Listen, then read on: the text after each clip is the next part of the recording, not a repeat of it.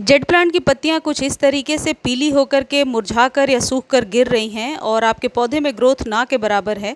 तो आज के वीडियो में आप जान पाएंगे कि किस तरीके से अपने जेड के पौधे को बरगद सा घना बना सकते हैं, सालों साल सूखने से बचा सकते हैं और मोस्ट इम्पॉर्टेंटली किस तरीके से इसकी कटिंग को ग्रो करा सकते हैं।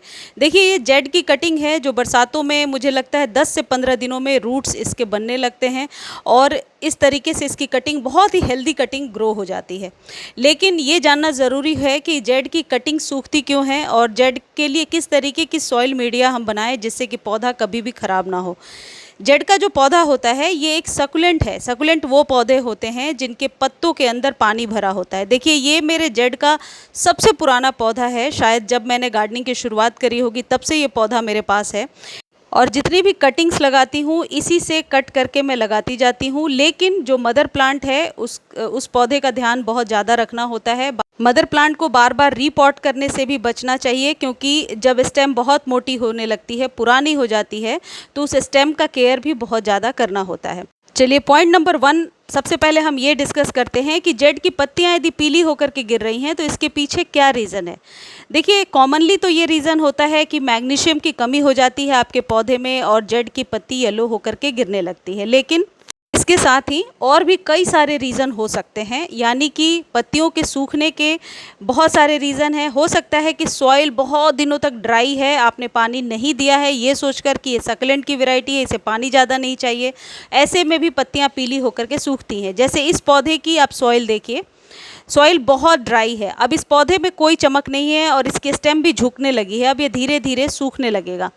तो सबसे पहली चीज़ ये है कि यदि आपके जेड की जो लीव्स हैं वो येलो हो रही है तो आप सॉइल का ध्यान रखिए। सॉइल मीडिया यदि वेल ड्रेन है और पानी का भी विशेष ध्यान रख रहे हैं आप, तो कभी भी येलो होकर के लीफ जो है गिरेगी नहीं। यदि मैग्नीशियम सल्फेट की कमी से हो रहा है तो फिर आप भी जो खाद अब मैं बता रही हूँ उस खाद को 15-15 दिनों पर आप देते जाइए।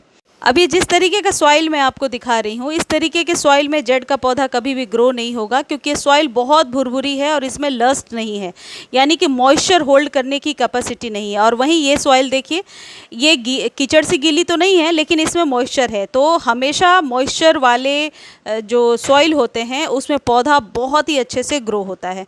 यदि जितने भी सकुलेंट हैं उनको आप बहुत दिनों तक लगातार पानी नहीं देते हैं तो स्टेम झुकने लगती है और जो पौधा है वो इसी के पत्तों में जो पानी भरा है उससे सरवाइव करने लगता है। धीरे धीरे पत्ते सूखने लगते हैं।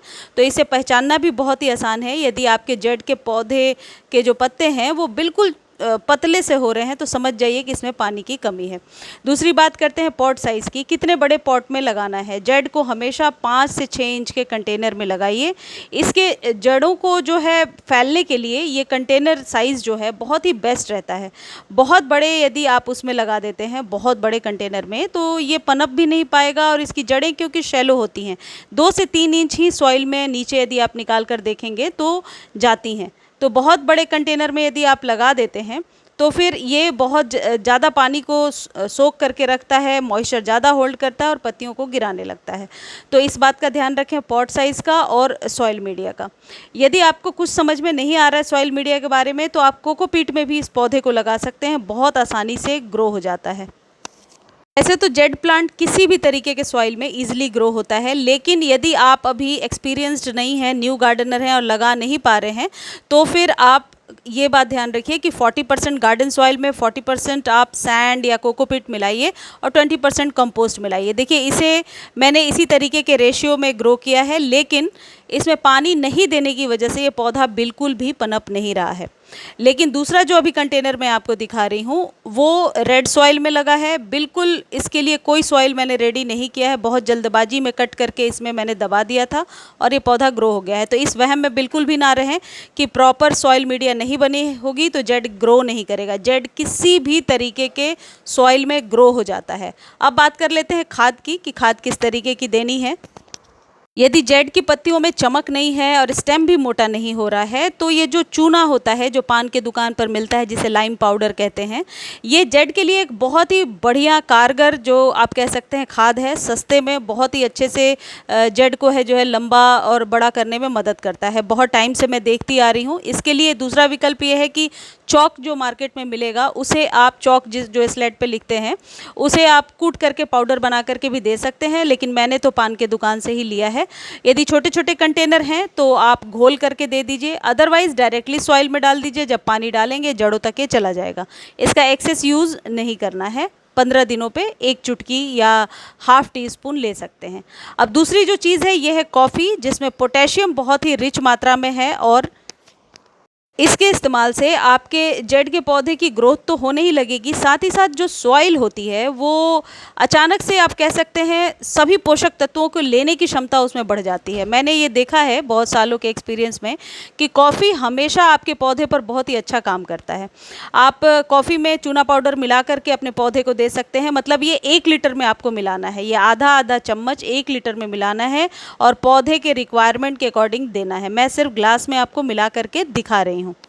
अभी क्योंकि जेड के ग्रोथ का टाइम है तो 15 डेज़ पर आप इसका इस्तेमाल कर रहे हैं। यदि 15 डेज़ पे नहीं कर पा रहे हैं तो मंथ में 1 बार तो ज़रूर इस्तेमाल करें। लेकिन यहाँ पर ही सब कुछ ख़त्म नहीं हो रहा है।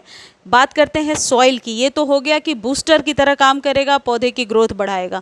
सॉइल में कंपोस्ट या वर्मी कंपोस्ट आप हर 1 महीने 1-1 चम्मच ज़रूर डालिए, तो आप अच्छी ग्रोथ ले पाएंगे। और कई बार मैंने देखा है कि पौधे में जब सॉइल आप सिस्टमेटिकली रिचार्ज करते रहते हैं तो पौधे पर मिलीबग्स का अटैक भी नहीं होता है। सॉइल को रिचार्ज करना बहुत ज़रूरी होता है। देखिए ये जो दूसरी वाली कंटेनर है छोटी सी, इसमें पानी नीचे भी नहीं जा रहा है। ये बहुत ही सॉइल को बिल्कुल प्रिपेयर नहीं किया गया है और ऐसे ही मैंने किसी भी तरीके के सॉइल में लगा दिया है, सिर्फ ये दिखाने के लिए कि जेड कैसे भी करके ग्रो हो ही जाते हैं। अब बात करते हैं कि जेड को वाटरिंग कितनी करनी है। कई लोग सोचते हैं पानी बहुत कम चाहिए। नहीं, नॉर्मल आपके पौधे की जितनी प्यास है, जितनी रिक्वायरमेंट है। सॉइल ऊपर से बहुत ड्राई नज़र आ रही है, पानी दे दीजिए।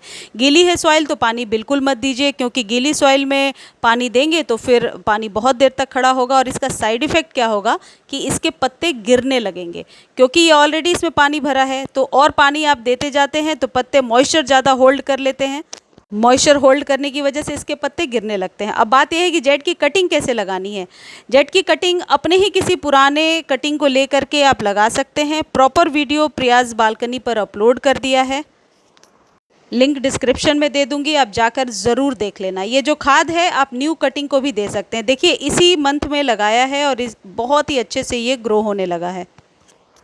जेड की जो रूट्स हैं वो 5 से 6 दिनों में बन जाती हैं। जेड एक लकी प्लांट भी होता है, इसलिए इसे घर में ज़रूर लगाना चाहिए। और मैं समझती हूँ कि कटिंग से तैयार होने वाला ये one of the best plant है, जिसको बरसातों में 5 से 6 दिनों में ही आप कटिंग से रेडी कर सकते हैं। बस इस बात का ध्यान रखिए, कंटेनर साइज़ सही हो और जो सॉइल मीडिया है उसका विशेष ध्यान रखें। यानी कि पानी बहुत ज़्यादा नहीं देना है, कम भी नहीं देना है, जितने पौधे की ज़रूरत है उतना देना है। इस पौधे को धूप पसंद है, धूप में रखेंगे ग्रोथ अच्छी ले पाएंगे। यदि आप शेड में रखेंगे तो पौधा लेगी होने लगेगा और पौधा अपनी ग्रोथ भी सही नहीं दिखाएगा। तो पौधे को प्रॉपर धूप में रखिए, जैसे आप अपने सभी पौधों का ख्याल रखते हैं। ये बिल्कुल भी शेड लविंग प्लांट नहीं है। जेड के पौधे की कटिंग लगाने का प्रॉपर वीडियो प्रयास बालकनी पर है, लिंक डिस्क्रिप्शन में है, देख लीजिए। इस वीडियो को आप फेसबुक पर भी देख सकते हैं, उसका लिंक भी डिस्क्रिप्शन में दे दिया है। धन्यवाद।